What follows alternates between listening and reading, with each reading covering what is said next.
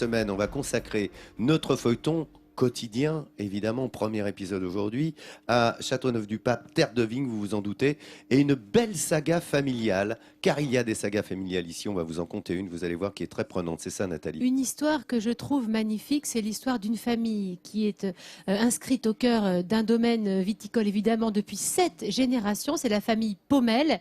Elle est du côté de Courthézon. Et le jeune Paul, il a tout juste 18 ans. Il a décidé, c'était depuis toujours, qu'il serait lui aussi vigneron. Il est aidé de son grand-père. Toute cette famille vit ensemble au domaine. Cette histoire est absolument fantastique parce que c'est la transmission.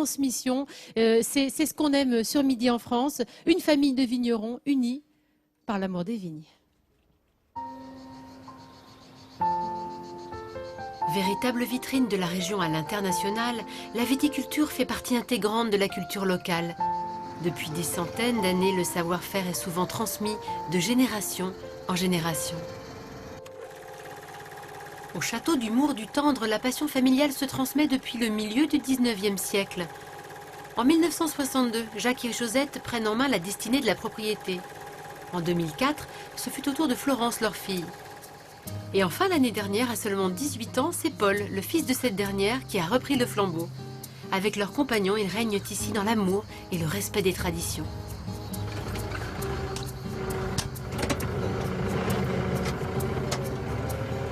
Depuis tout petit, Paul montre un vif intérêt pour tout ce qui touche au vin. Une passion qui ne l'a jamais quitté et qui, avec le temps, s'est affirmée aux côtés de son grand-père. Dis-moi, il y a de l'herbe entre les rangs. Là. Il n'y a pas beaucoup d'herbe. On ne ferait pas mieux de passer l'intercept? Non, là maintenant c'est trop tard. Et puis je viens de regarder, il n'y a pas grand-chose. Il y a 4 herbes qui se courent après. Mais ça m'a toujours plu et quand j'ai dû choisir ma voie, donc ça devait être en 3e à peu près, je me suis pas posé de questions. J'étais passionné, c'est ce que j'avais envie de faire. Pour moi, c'était vraiment une évidence. Je suis à la meilleure école, on va dire. Hein. Avec les parents ou grands-parents, c'est là où on apprend le plus. Hein. Fier de voir son petit-fils reprendre les rênes du domaine familial, Jacques lui a transmis tout son savoir-faire. À la retraite, il n'est pourtant pas question pour lui de quitter ses vignes. On ne va pas lâcher comme ça d'un coup. Puis en plus de ça, c'est pas bon de s'arrêter. Hein. Il faut continuer. Hein. La retraite, ça... Bon, moi, c'est ma passion, c'est ça. Hein. On va faire du vin, c'est du Mistral ou pas? La semaine prochaine, il devrait faire beau. Je sais pas s'il y a du vent, mais... S'il y a un peu de Mistral, mais il va falloir se préparer à vendanger ça. Hein. Tous les jours, je viens faire un tour sur la propriété, voilà. Voir un peu comme si tout va bien, pour voir, demander un peu s'il a besoin de conseils, mon petit-fils, quoi, voilà. Ma femme n'est pas contente parce que je continue un peu trop à venir.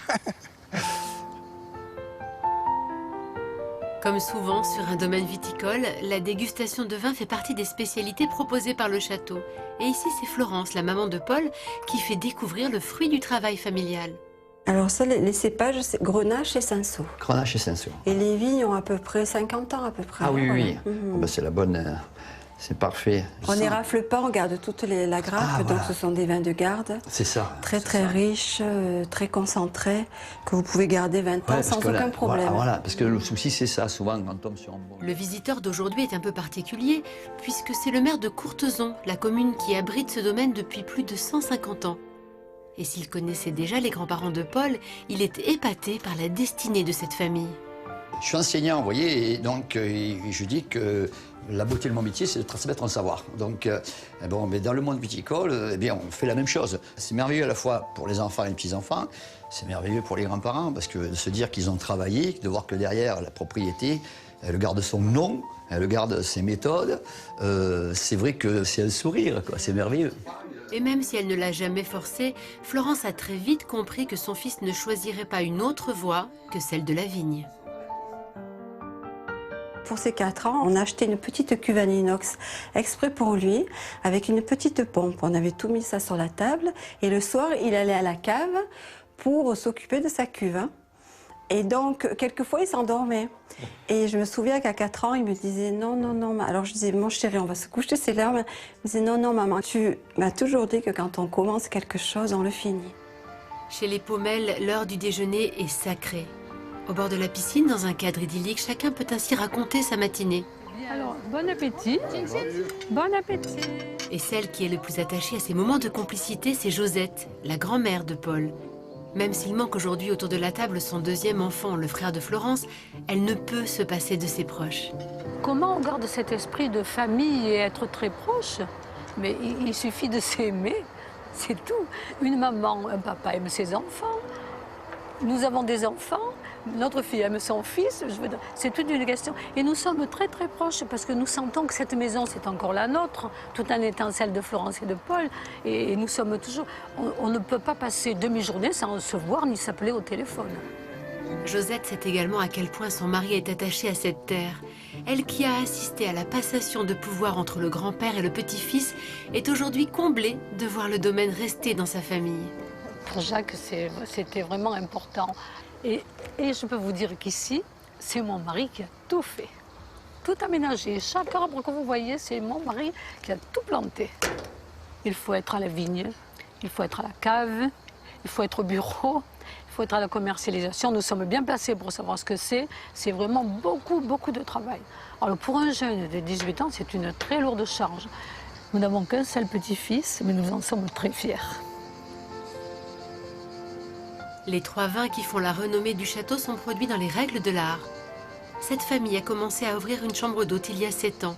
Depuis, des chambres du château ont ouvert leurs fenêtres sur les vignes aux vacanciers de passage. Ainsi, le temps d'une ou plusieurs nuits, il est désormais possible de partager et de se plonger dans le quotidien d'une famille de 7 générations de vignerons.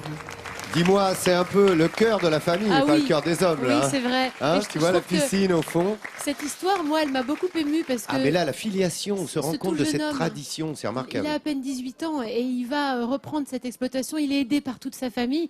Je trouve que c'est une formidable histoire. Et à l'heure où beaucoup de domaines sont rachetés par nos amis chinois, ben, c'est chouette d'avoir comme ça des familles qui gardent la tradition. Et je voulais revenir sur le métier de vendangeur. Parce qu'on est évidemment en pleine saison des vendanges, avec tous les saisonniers. Et ce métier, ici, il appelle à peu près 1500 vendangeurs au moment des vendanges. Quand je dis ici, c'est le domaine d'appellation Châteauneuf-du-Pape, hein, avec Châteauneuf-du-Pape, Orange, Bédarigue, Sorgues et Courthézon. Et c'est vrai que c'est un métier d'abord très noble, que Châteauneuf-du-Pape vraiment met un point d'honneur à refuser au plus possible la mécanisation. Donc c'est à la main. À la main, Et c'est un métier dur, c'est un métier où le corps est extrêmement sollicité, mais on sent quand on voit ces gestes ancestraux l'amour du raisin, l'amour de la vigne qui est au cœur de cette région de Châteauneuf-du-Pape. Voilà, Je voulais vraiment tirer un petit coup de chapeau. C'est fait à l'ancienne ce et métier de c'est un vendangeur. des seuls à hausser la faire encore comme ça. Hein. Il faut signaler que dans tout l'artisanat, la transmission est un vrai problème. Et particulièrement dans la viticulture, parce que c'est 3 métiers en un. La viticulture, la vinification et la commercialisation, comme Et le voilà, disait comme Sylvia disait la Madame maman, Pommel. absolument. Et si on n'a pas la chance d'avoir un grand-père ou un père qui vous transmet cela, heureusement, il y a l'Université du vin à Suse-la-Rousse, qui est pas très loin, qui aide bien aussi. On n'a pas forcément la science infuse et on n'a pas forcément l'art de la transmission dans les familles. Ouais, Et Donc, c'est avoir cette exactement tradition. ce que nous, à Midi en France, on cherche à mettre en valeur. C'est cette transmission et j'espère que ce reportage vous aura touché tout Ouais. autant que moi.